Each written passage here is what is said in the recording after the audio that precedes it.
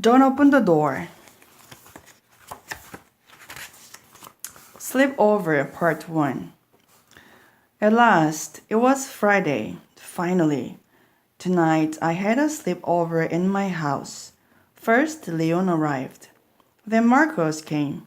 We played my games and I showed them all of my treasures. We traded cards, told jokes, and made funny faces. Then we pretended to fight like in a movie. My mom came upstairs and said, "Time to get ready for bed." We brushed our teeth and put on our pajamas. Then the doorbell rang. From downstairs, Mom called out, "I have to go next door to help for a minute. Don't open the door, not for anybody. I'll be back very soon." "Let's tell some scary stories," I said. "Me first," said Leon. "What is your story called?" asked Marcos. "It's called Smart Marriott." Leon said, "Listen."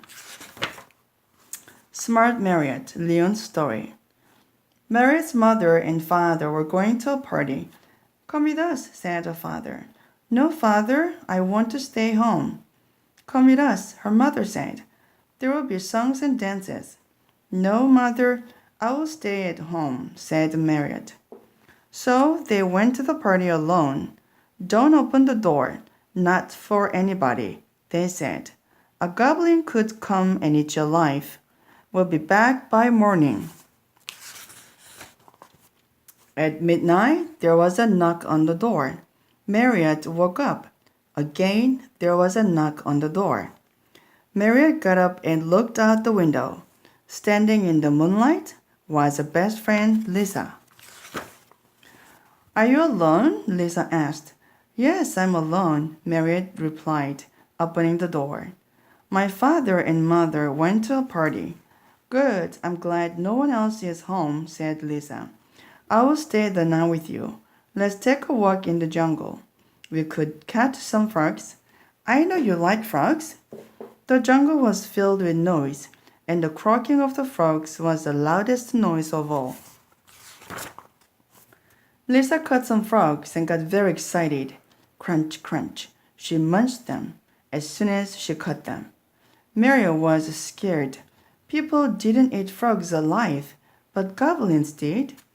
Now Maria knew that this was not her friend Lisa. It must be the goblin her parents had warned her about. "I have an idea," Maria said to the goblin. "You go one way and I'll go another, so we can catch more frogs. Let's shout to each other to say how many we've got." But when the goblin called, "How many frogs do you have?" Maria replied, "Hush! You are frightening the frogs, and I can't catch any." So the goblin was quiet, and Maria ran home as fast as she could. When she got there, she climbed to the roof and hid until morning, when her parents returned. Maria told them everything that had happened. "Next time, when we ask you not to open the door, you must listen," they said. Maria promised she would, and she did.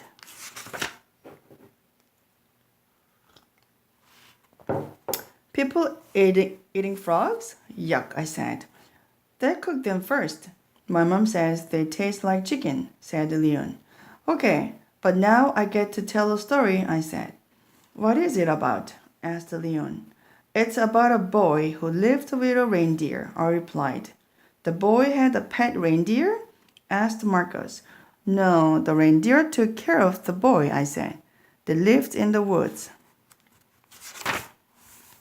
The Wicked Wooden Maidens, my story. Once there was a little boy who lived in a house with a reindeer. Every time when the reindeer went out, he said to the boy, "Don't open the door, not for anybody. Something terrible could happen to you." One day, after the reindeer had gone to get food, there was a knock on the door. "Who's there?" the boy asked.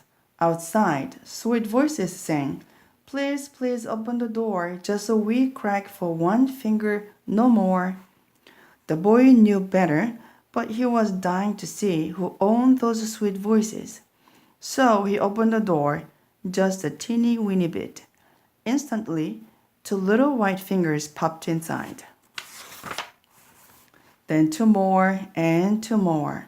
Then little white hands and little white arms. Before the boy knew what was happening, three wicked wooden maidens had squeezed into the room. They danced around him, yelled at him, and then they dragged him out of the house and into the woods.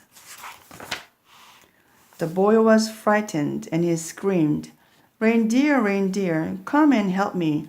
Don't delay. The wicked wooden maidens are taking me away." But the reindeer was too far away to hear him. So the little wooden maidens carried the boy off to their cave. They teased him and made strange faces, but they also gave him lots to eat. In fact, they stuffed him with candies and ice cream all day long. Every day they pinched him and said to each other, "What do you think, sisters? Is he fat enough yet?" Finally, after many days, they pricked his finger to see how fat he was. "Yum yum," they said. Click click, they clapped their wooden hands. "Let's prepare him for roasting." They took off his clothes and put him in a big buttered pan. The boy screamed, "Reindeer, reindeer, come and help me. Don't delay. The wicked woman maidens are roasting me today." The reindeer was in the woods searching for the boy when he heard him calling. He burst into the cave, scooped up the boy with his antlers, and ran back to their house. The little boy promised never ever to open the door to strangers again, and he never did. "That wasn't very scary," Marco said. "I know a much